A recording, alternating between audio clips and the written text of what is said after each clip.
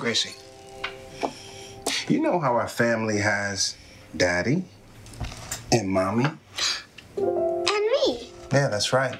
Pretty soon, you're gonna have a baby brother. And a puppy. Welcome to Opinion Journal. I'm Mary Kissel. That was the innocuous commercial that prompted MSNBC to tweet this. Maybe the right wing will hate it, but everyone else will go, "Aw, the adorable new Cheerios ad with biracial family." I've got Political Diary editor and Fox News contributor Jason Riley here to discuss. Jason, it looked like a cereal commercial to me. Yes, a commercial about a couple explaining to their little girl that mom's pregnant. Yeah, but nothing about race. No, Where was nothing about race. Here? You know, Mary, I believe a few weeks ago we had a conversation where I alleged that MSNBC has a pattern of saying racially provocative things for the sake of saying racially provocative things. Little did I know how soon I'd be proved right. But here we are talking about yet another ridiculous comment made by the network and another apology. And you have to wonder how seriously to take these apologies since they keep coming for the same offense. Yeah, our RNC chair, Reince Priebus, is basically demanding an apology. We've got that here from MSNBC President Phil Griffin. We'll put that up on the screen.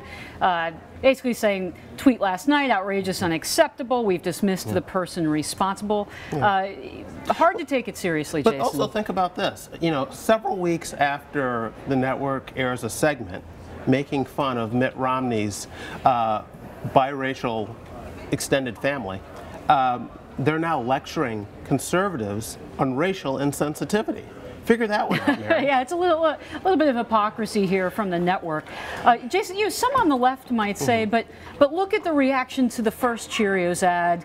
There was so many vitriolic comments on YouTube. They had to turn off the comments section. For all we know, those comments were coming from people at MSNBC who clearly have a problem or an issue with multiracial families. So, Jason, why the insistence about race? Why it's a cereal advertisement? Sure. Why I think it's indicative of the sort of identity politics that is practiced on the left, where you see people not as individuals, but as members of a group, a gender, a race, an ethnicity, sexual orientation, and so forth. It's also, Mary, I think, indicative of a mentality that we need to keep race front and center in the national conversation, no matter what. Even while we continue to complain that this isn't a colorblind or post-racial society, as the left constantly does. I think those two attitudes are at cross purposes, but for political reasons, it is in the interest of the left, which practices this identity politics, to keep race and to inject it into conversations where it clearly has no place, like this commercial. Okay, well, I'll play devil's advocate here. Is there a point of talking about race when we look at, for example, poverty statistics in America? MSNBC might say many poor minorities in the country. You know, we need to be talking about that.